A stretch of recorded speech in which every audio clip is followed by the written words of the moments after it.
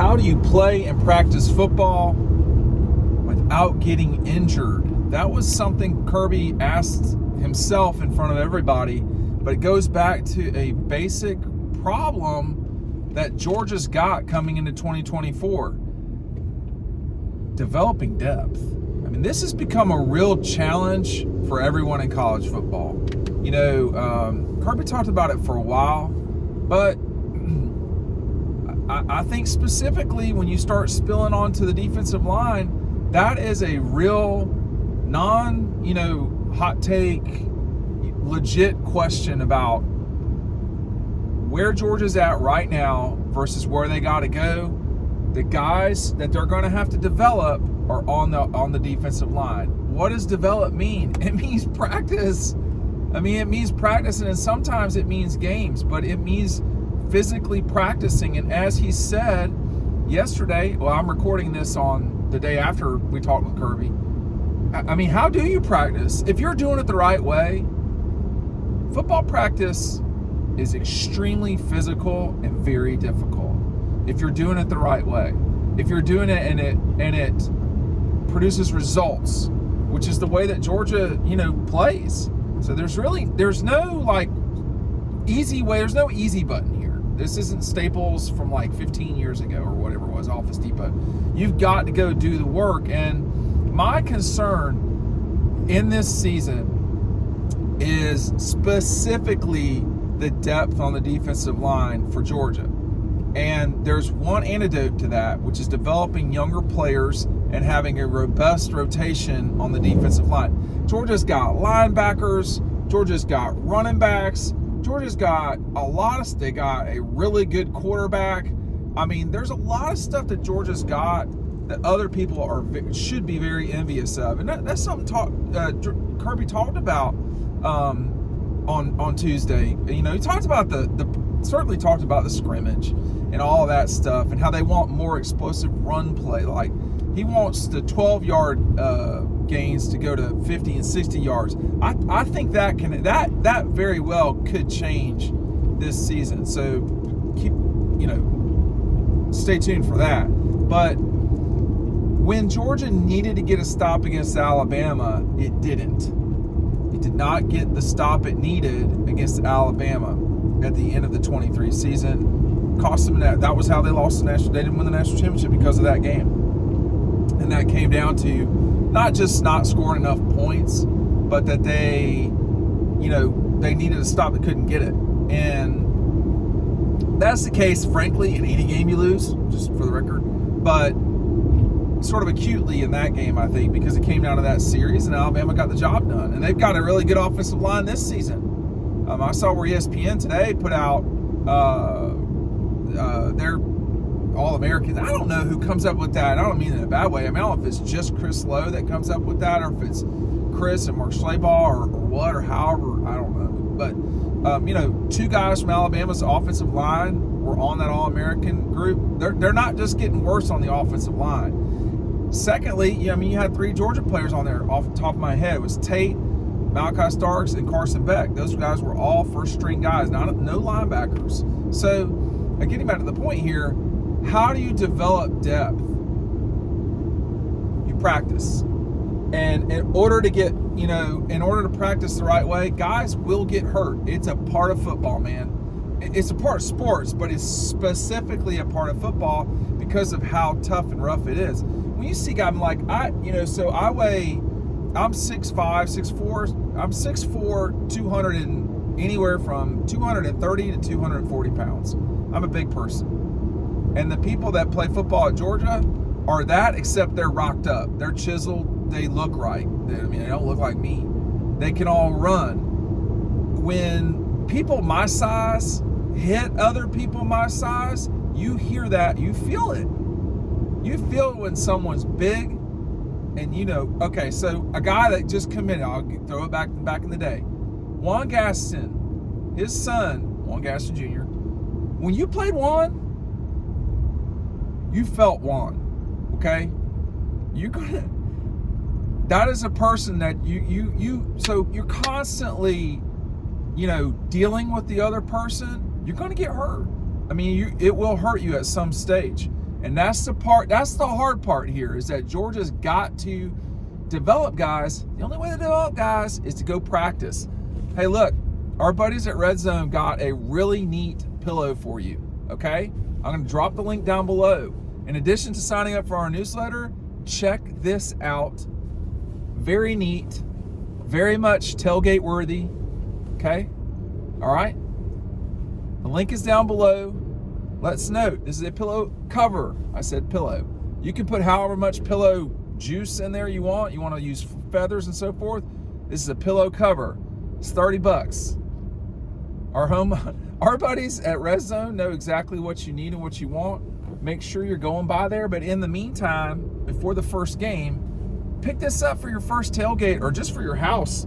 You know, if you live in Monticello or you live in, well, I think they pronounce it Monticello. I don't know what they call it down there. But, you know, Milledgeville, you know, you're in Hiwassee or Hahira or wherever, Martinez.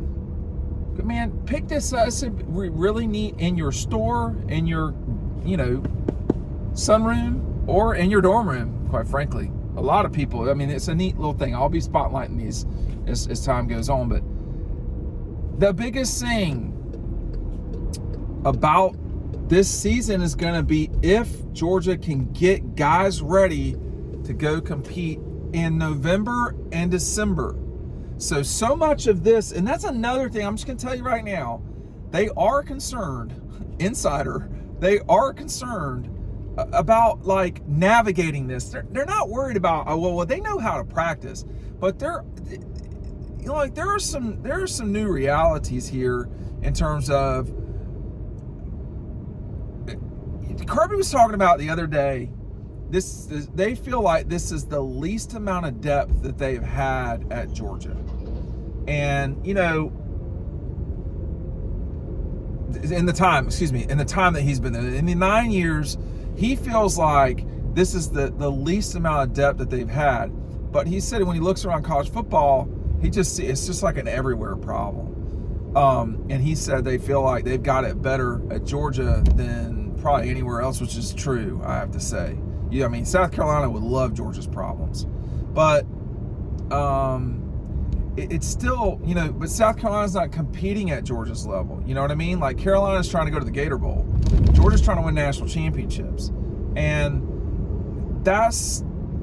so you're up there with Ohio State and Texas and all that. I mean, Ohio State has remade their defense in a major way. That's going to matter a lot for them over time. But, you know, I keep talking about the defensive line, but, you know, like you look at what's happening at Texas, they're down to 3 scholarship running backs. And I'm just going to tell you right now, that's not enough. Not in this league. Not in this league. You're not going to be able to get the job done in this league with 3 scholarship guys. Maybe Quinn Ewers like works some sort of magic. Maybe, you know, I don't know, but you're not surviving an SEC schedule with, you know, 3 scholarship guys. Like, that's not happening. So, but if you're Texas, you can't change the way you practice. You can maybe not practice as often, or, you know, one thing he was saying, some of this is coming off memory, which is like, you know, or maybe someone inside the program said this, or you know, so I don't want to quote Kirby, but it's just like, you know, we've got these guys talking about like Nazir and like just guys defensively who have played a lot. I mean, keep in mind, they are tackling a lot, or, you know, modified tackling. Like that's physically very difficult, y'all. I mean, how many of y'all have thrown another person to the ground or dragged them to the ground lately? Just asking. Not your non-in-laws, like other people, normals. So that to me, trying to figure out how you like get Nazir ready for the season while you're developing the young guys, because you're going to need them all. You never know when a defensive lineman is going to get hurt. Jalen Carter, you know, Nolan. It happens. It just does. And that's why you need the depth. But Kirby was talking about, like, it's not the numbers. We still have 85 guys on scholarship. He said he wasn't sure if it was that high schools can't play. Because, the way, when you played high school football, it was like, I don't recall, like, back in slowing things down. And, like, my basketball coach in college, talking to him 15 years after I played, he was still the head coach. He said, I pushed y'all too hard. I can't do that with these guys. And it's not just he could do it. He just felt it was the wrong way to practice. And you're seeing that everywhere in sports, which is, let's not overdo it, man. Like, let's not go completely crazy in this practice. Let's slow it down. There's one thing that happens at practices is with the GPS that Georgia's got, they can tell how fast guys are running. And one person I talked to who was at the scrimmage the other day was talking about how they knew, like, they were screaming at guys, you're not jogging fast enough. You're not kind of going fast enough in going from position to position. So there's so much real-time data that they even get now, or you can just look at someone and say, you're not running fast. I mean, that's what I would say is, you're not going hard enough. I don't need a number to tell me you're going hard enough. So there's so much now, though, data and information that Kirby and Georgia have, that they can modulate the way that they practice. The rotations and so forth. It's a tricky thing, and I think that as many resources as Georgia's got, they should certainly be ahead of the curve, and I think they are. But it doesn't mean it's not a challenge for them. When you watch them play Clemson in a couple weeks here, we're not that far away, 17 days or whatever it is, 18 days. That offensive line at Clemson, there's no way either team is going to be ready for what they're getting up against. That doesn't mean one team won't be vastly better or it won't be a dogfight. It's just, you're not, it's hard to be ready for something until it really does happen. Like, the first time you're going up against somebody else, you're going to be going probably harder than you did in practice at the start. And then things will sort of settle down. But like, the beginning of games are such a high for, like, literally everybody in the stadium, on the field. Like, it's so funny listening to the crowd when, like, the offense is on the road and they get like a 3-yard gain, and like the crowd goes crazy when someone gets tackled. It's like, well, it's 2nd and 7, so that's not that great for the defense. I mean, it's okay, but like, that's what you'll see at the start of that Clemson game, and then as time goes on, the game will sort of settle in. And I think that's the part, is how close to the game can Georgia make it for that team, for their team. Because there's no shot Clemson's offensive players have seen anything. Let me restate that. Clemson's defense, which is the better side, they're not seeing what they're going to see. Clemson's offense is actually seeing something similar to Georgia, which is the Georgia defense and the Clemson defense are, similar. I don't know if Sammy Brown's going to start or not. I think he's going to play a lot, is my suspicion. Barrett Carter's a really good line. They got really good linebackers, but I would not want a true freshman playing in this game in important moments, and you're going to get that on the Clemson side. Now, how much you'll get it on Georgia's side, I don't know.